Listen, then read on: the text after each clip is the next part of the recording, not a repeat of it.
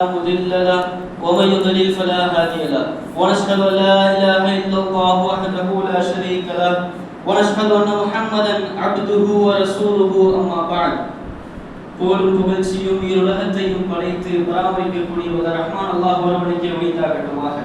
அவனுடைய சாந்தியும் சமாதானமும் உலகத்தையும் படைத்து பராமரிக்கக்கூடிய அல்லாஹ் ஒருவனுக்கே உரித்தாகட்டும். அவனுடைய சாந்தியும் சமாதானமும் உலகிற்கு இறுதி தூதராக அனுப்பப்பட்ட நம் உயிரிலும் மேலான உத்தம தூதர் கண்மணி நாயகம் முஹம்மது ரசூலுல்லாஹ் ஸல்லல்லாஹு அலைஹி வஸல்லம் அவர்களின் மீதும் அவர்களுடைய அடிச்சுவடுகளை தன்னுடைய வாழ்க்கையில் அடிபெறாமல் அப்படியே வாழ்ந்து காட்டிய சத்திய சஹாபாக்கள், சஹாபிய பெண்மணிகள், தாபிஈன்கள், தபஅ தாபிஈன்கள் மீதும் குறிப்பாக நம் அனைவரின் மீதும் என்றென்றும் நிழலோட்டமாக என்று பிரார்த்தித்தவனாக இந்த உரையை ஆரம்பம் செய்கிறேன்.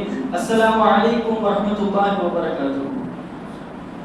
அல்லாஹ்வுடைய மாபெரும் அருளால் தொடர்படியாக நாம் சில வரலாற்றுகளை ஒன்றோடு இணைத்து பார்த்து வந்து கொண்டிருக்கிறோம்.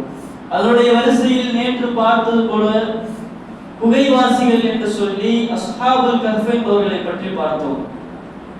அந்த வரலாற்றின் முடிவில் கடைசியாக ஒரு விஷயத்தை சொல்லியிருந்தேன். ரஹீம் என்று சொல்லி அல்லாஹ் சுருளை உடையவர்கள் என்று ஏன் அந்த இடத்திலே பயன்படுத்தினான், அல்லாஹ் எந்த ஒரு காரியத்தை செய்தான் என்று சொன்னால் அதிலே ஒரு ஆழமான ஒரு கருத்து இருக்கும், அதனுடைய பின்னணி மிகப்பெரிய ஒரு வரலாறாக இருக்கும்.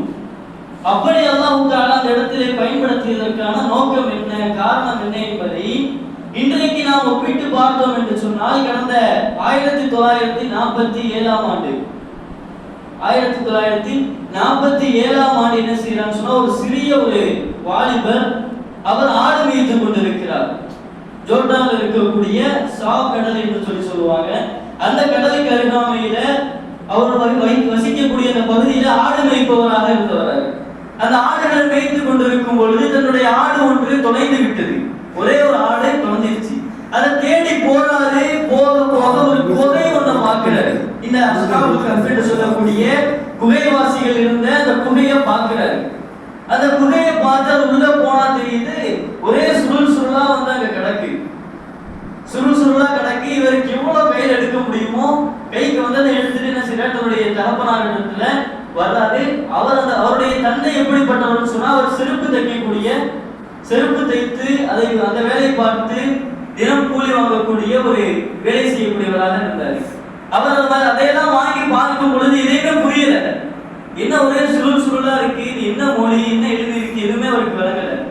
அங்க பக்கத்துல இருக்கக்கூடிய ஒரு புத்தக கடை, அங்க போய் இந்த பழைய புக்கெல்லாம் கொடுத்தா காசு தருவாங்கல்ல, அப்படிப்பட்ட ஒரு கடைக்கு போய் கொடுக்கிறாரு.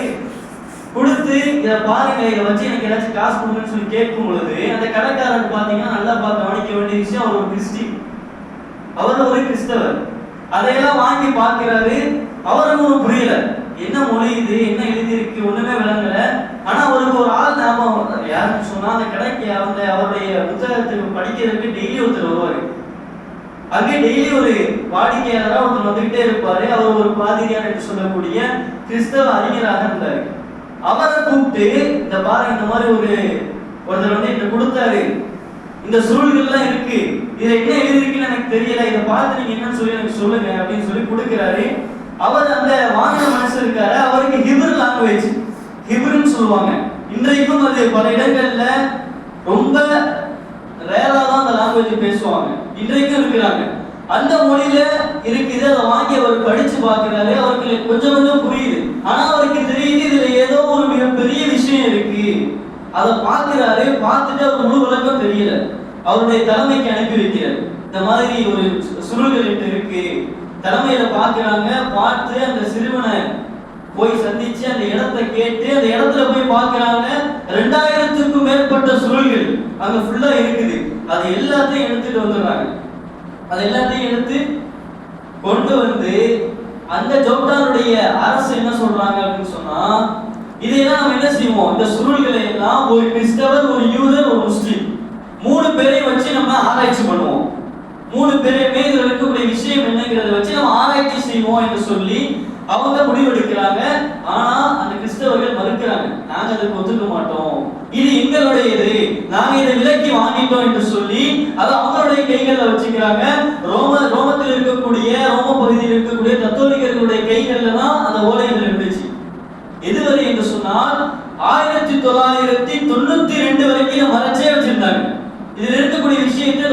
மக்களுக்கு வெளிப்படுத்தல. அவங்களுக்கு தெரிஞ்சு, அந்த கிறிஸ்தவ உலகத்துக்கு தெரிஞ்சு இதுல இருக்கக்கூடிய மிகப்பெரிய விஷயம் இது வெளியில தெரிய ஆரம்பிச்சிருச்சுன்னா நமக்கு பிரச்சனை என்று சொல்லி அதை எவ்வளவு அவங்களால மறைக்க முடியுமோ அந்த அளவுக்கு மறைச்சு வச்சிருந்தாங்க. 1992 வரைக்கும் இப்படி மறைச்சு வச்சிருக்காங்க. 1892 சரியா தெரியும் சார். அந்த காலம் வரைக்கும் அதை மறைச்சே வச்சிருக்கிறாங்க. ஒரு சுருள்ல ஒரு பிரச்சனை இருக்கு. சுருளை பொறுத்த வரைக்கும் ஒரு பிரச்சனை, நீங்க அதை தொடர்ந்து படிக்க ஆரம்பிக்க போக போக அது அப்படியே மறைய ஆரம்பிக்கும். காலப்போக்கில் அது வந்து கிளிய ஆரம்பிச்சிடும். அதனால என்னன்னா அந்த சுருள்ல ஒரு பிரச்சனை இருக்கு. அப்ப அவங்க என்ன செய்யறாங்க, மைக்ரோ போட்டோன்னு அந்த ஒரு போட்டோ எடுத்து அந்த காலத்துல இருக்கக்கூடிய அந்த டெக்னாலஜி வச்சு அவங்க அந்த போட்டோ எடுத்து அமெரிக்காவில் இருக்கக்கூடிய லாஸ்